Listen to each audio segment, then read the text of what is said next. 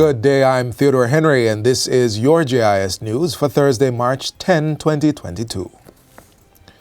Minister of Science, Energy and Technology, Darrell Vaz, is assuring the country that no effort is being spared to ensure Jamaica remains supplied with the full range of petroleum products needed. On Wednesday, the minister updated the National Partnership Council on the impact the Ukraine-Russia war is having on the local energy market. He says all current supply arrangements remain intact, and Petrojam, the country's sole oil refinery, is actively exploring additional suppliers of both crude and finished products to ensure uninterrupted supply. The refinery currently sources crude from Petrobras in Brazil and from Colombia and Ecuador, with small quantities also purchased from Barbados. The company also has existing term contracts in place for refined products.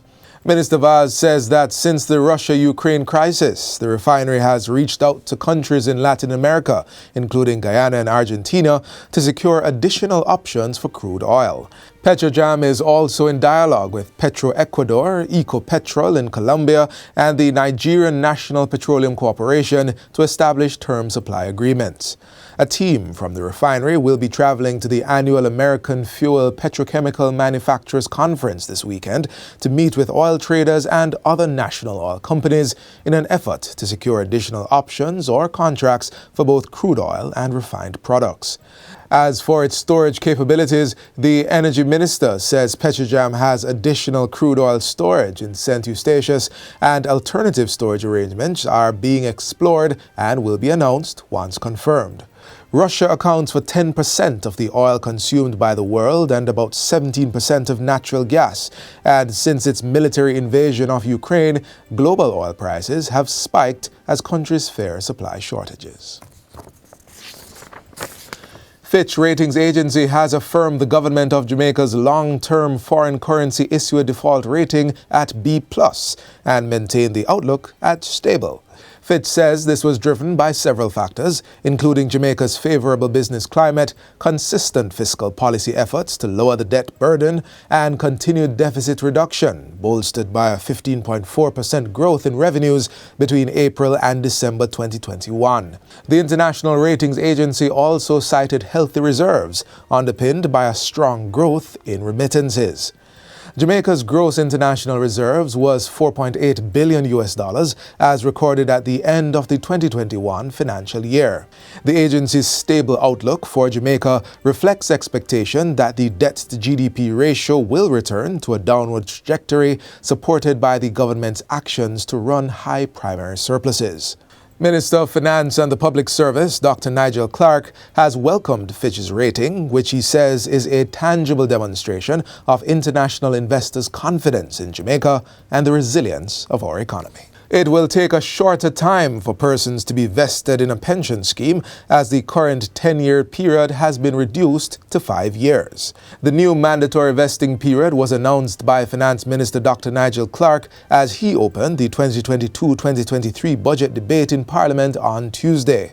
He says the Pension, Superannuation and Retirement Schemes Act 2004 will be repealed and replaced to address matters such as vesting, portability, indexation, and other reforms. This is intended to make saving toward a private pension more attractive. Under the new law, pension rights will be portable, including the contributions of a former employer once the employee has worked for a prescribed vested period.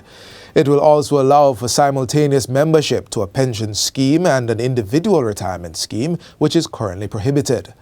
In addition, it will allow for innovation in pension payout products to possibly include paying out remaining funds to a beneficiary after the pensioner has died. In addition to the social benefits, pension funds will become longer-term focused as the frequency of refunds will decline. Also coming out of the Finance Minister's budget presentation, the Jamaican banknotes will undergo a series of upgrading and redesigning. This is to improve the security features, extend the lifespan of the notes, and provide inclusivity for the visually impaired. Minister Nigel Clarke says the current notes are made from material that are not the most durable. As a result, there is a high frequency in the reordering of notes. The upgrade is expected to reduce those associated costs. The introduction of a substrate that offers a significant increase in durability will yield substantial benefits as it relates to the average circulation life of banknotes, which in turn will lead to lower order quantities with less frequency relative to current practice. There are substrates such as pure polymer, which is used in many countries like the United Kingdom, which have a much longer life and are therefore much more cost-effective. The new banknotes will have a clear color distinction among the different denominations, with the notes bearing the images of all 7 national heroes and the 4 deceased prime ministers. A $2,000 note will also be introduced and will feature the images of late former prime ministers Michael Manley and Edward Seaga. Minister Clark says the new and upgraded banknotes will start circulating late in the calendar year, with the Bank of Jamaica conducting sensitization sessions to increase familiarity with the notes. And finally, the automated palm and fingerprint identification system used by the Criminal Records Office of the Jamaica Constabulary Force island-wide has been upgraded. A multi-biometric identification system has been installed at a cost of $830 million. Permanent Secretary in the Ministry of National Security, Courtney Williams, says the newly installed system is the latest of its kind. The previous system was originally installed in October 2006, and the newer version was implemented over the past 18 months.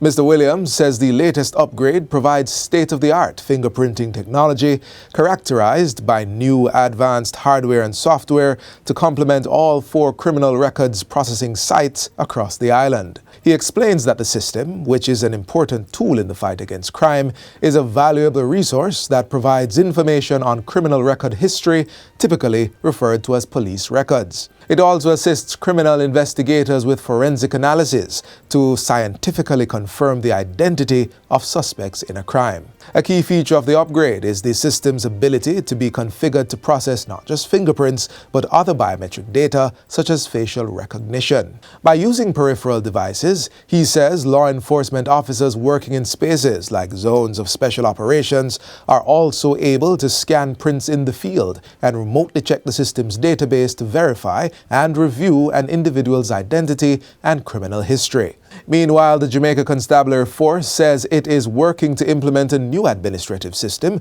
to address backlogs and long lines at the criminal records offices.